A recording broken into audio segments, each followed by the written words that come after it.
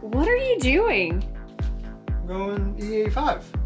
I don't think that's how that works. Are you sure? Yes.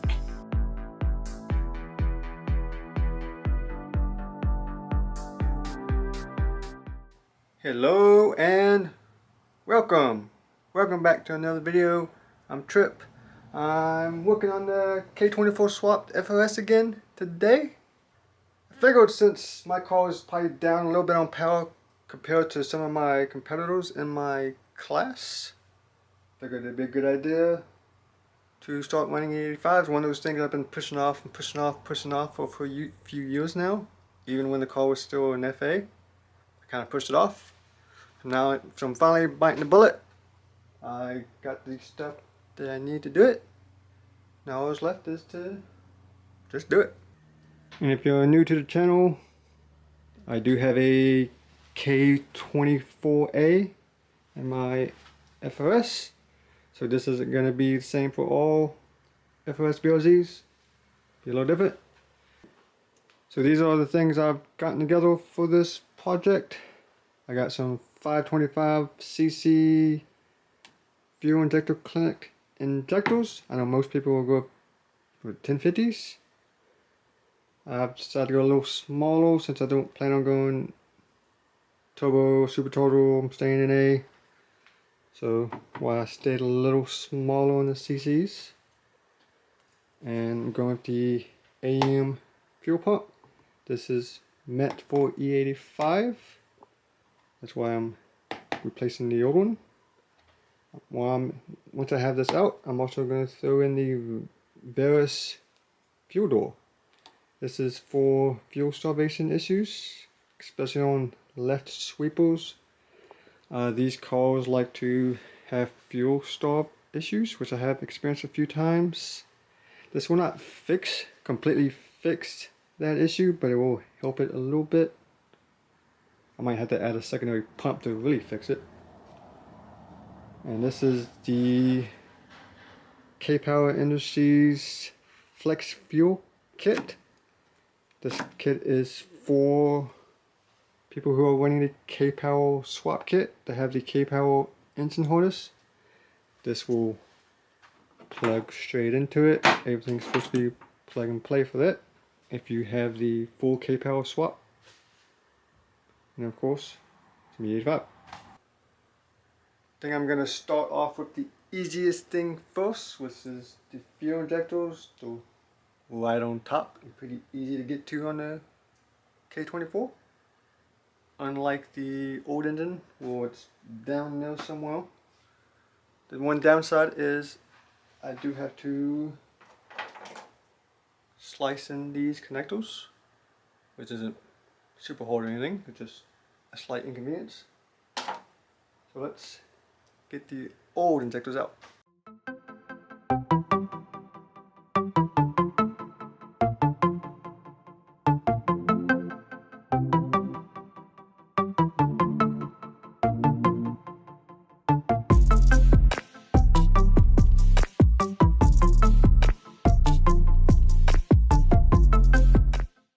Okay, got the old injectors out. It's pretty easy.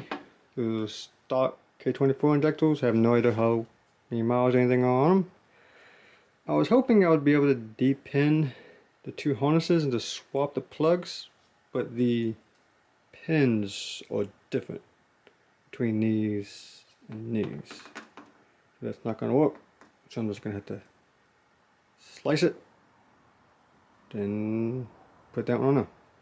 Luckily the Kpower harness comes detached from the main harness, so I can do all my work out here and not in the engine bay.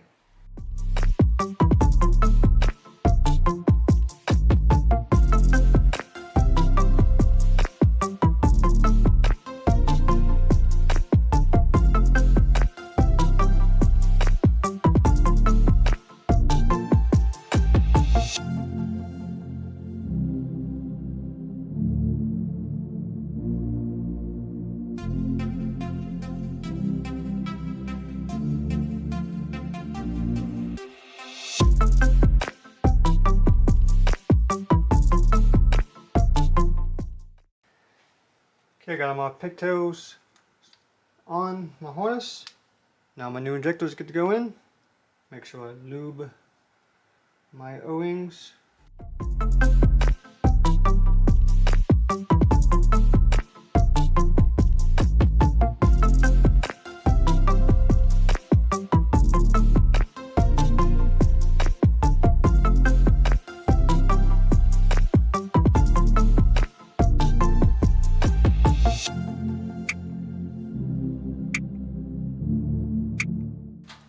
Okay, I got my injectors in, got them plugged up. I did have to take these little spacers that go underneath the fuel out because the injectors weren't tight enough to have some play in them. So I took those out.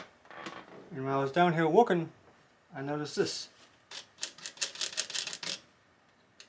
My throttle body bolts are loose. I want to tighten those up. But like I said in the other videos, this engine likes to vibrate things loose. Guess that's the new culprit. So I should tighten those back up. Well, the throttle body's a little bit worse than I thought. Took it off. When I was taking it off, I realized they're not loose. Two of them snapped off. Not good.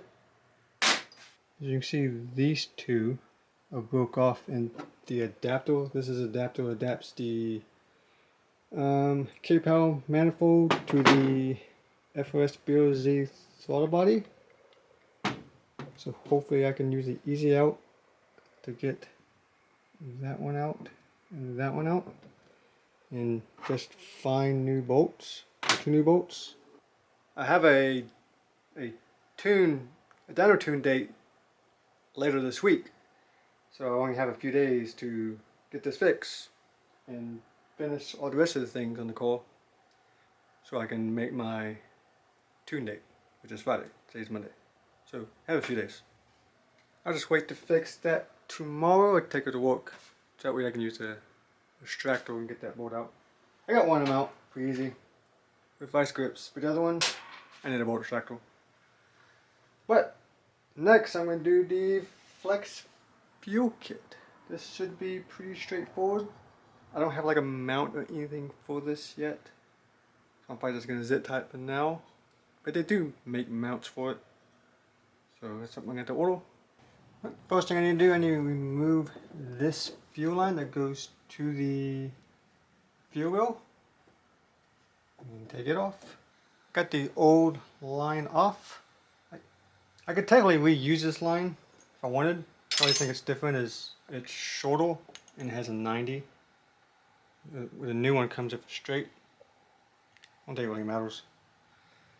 But the new one, but the fuel line that doesn't have an end, that's just cut, it goes to the chassis fuel line. So slide that thing back in. Okay, I got this line plugged in. Next is my other line, the one with the 90. It's just gonna plug into the back of the fuel wheel. Okay, I got that hooked up. That line isn't very long, unfortunately. It's kind of stubby, so kind of limits of where I can put this. So I'm gonna plug it in. Then I'm gonna plug the other side in. As you can see, it's just kind of hanging out in the open. So yeah, I'm gonna have to figure something out. I don't know if I'm gonna zip tie it to that line or just let it hang out or what. Next is the wiring harness. Pretty simple. The gray plug plugged into the existing body harness. Which I don't know if you can see, but there's a little gray harness down there behind the intake manifold. That's gonna plug in there, and the brown one is gonna plug into the center. Okay, I got the plug plugged in. Fuel lines are ran. That was pretty easy, pretty straightforward. Now there is a few things I'm going to have to change in my Howtech software. So I'm going to have to hook my laptop up and do a few things, but I'll do that later. First, the not so fun part is the fuel pump. which means the old fuel pump has to come out. Of course, the first thing you want to do is pull the back seats. Did you already pull the back seats? Thanks, dude. Of course, it always sucks trying to film in dark areas, cramped areas. But this little panel here I think I take out so I can get my fuel pump out. This is just glued on there with some black tarry stuff. So I'm going to pry that up.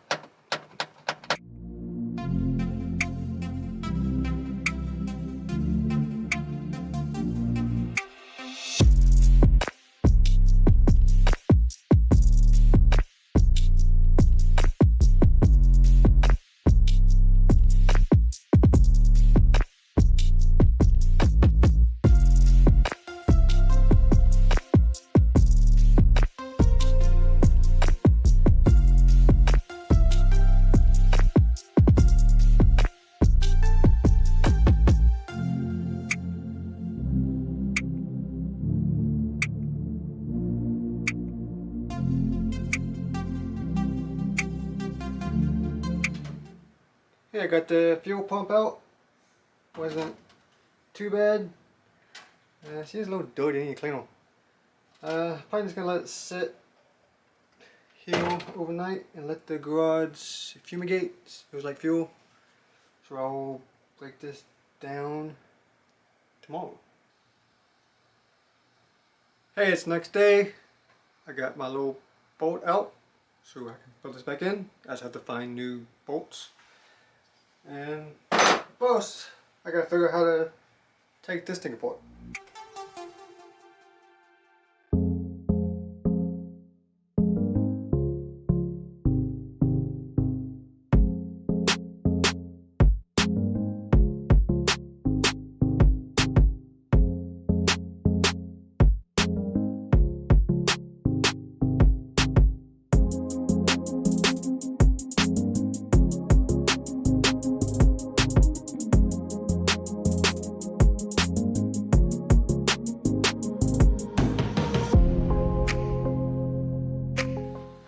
Okay, now that this confusing thing is apart, I can start putting it back together.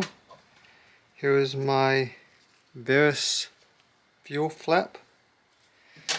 I'm sure you can see it or not, but it goes in here.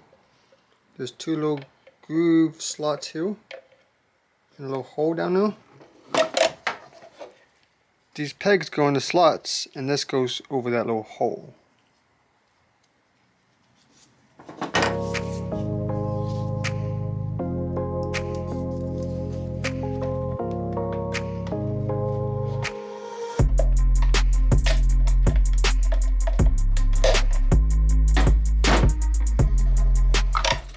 Okay, now I gotta put my new AEM high flow fuel pump in. You gotta take the little spacer from the other one. Use both of your O-rings.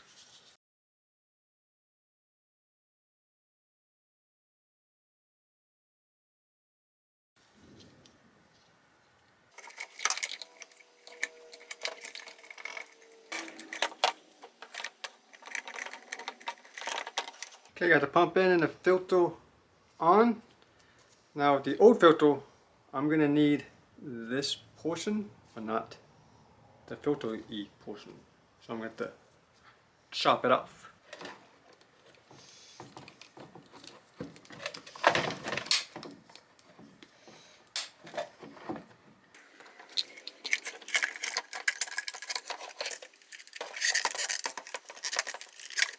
Five minutes later. Okay, I got this together, but in order to get this together to go far left down, I did have to take out one of those O-rings. Earlier I put two O-rings.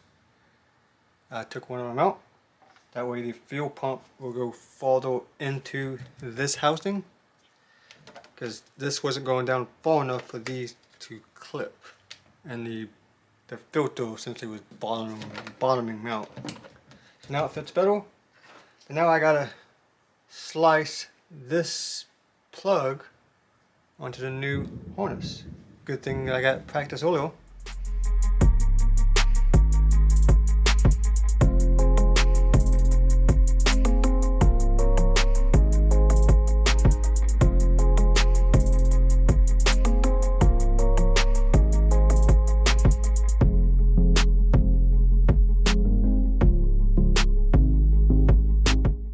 Okay, I got my fuel canister back together. Don't forget to put the little clip in here to hold this together. The last thing you want is this top portion to come flying off in your fuel tank. Hopefully I didn't mess anything up in the process. Now what's left is to put this back in.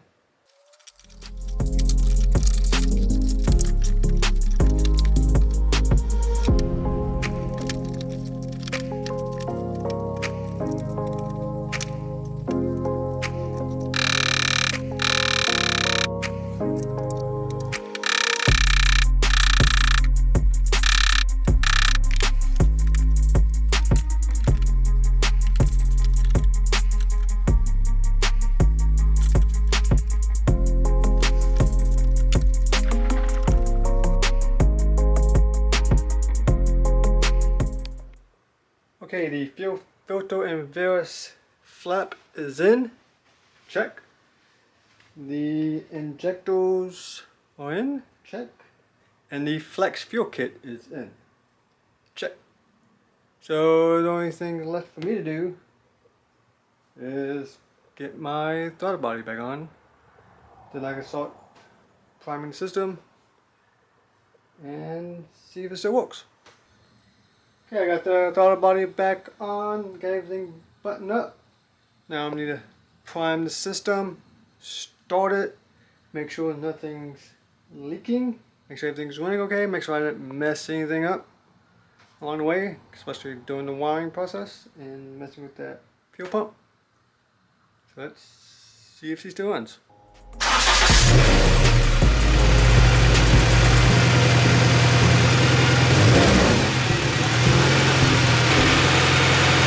Okay, the car started up, no issues. I suppose pretty good, no leaks. It's always a good thing. Next thing I'm gonna do is I need to get my laptop, do some software updates things. Then I'll probably test drive it, drive it around. Then I will take it to the dyno. A few moments later. Okay, I'm back. Took the car for a test drive and something sounded a little off. I mean, everything drove okay, it was fine, but it just sounded off, like an exhaust leak. So I went to go check the exhaust bolts where they came loose last time, and those are tight. But then I noticed this crack on my cat bed. It goes almost all the way around. So luckily I cut it a little early before it completely cut in half. I can just re-weld it. So the plan is I'm going to clean this up, then just put another bead of weld on it, and it should be good as new.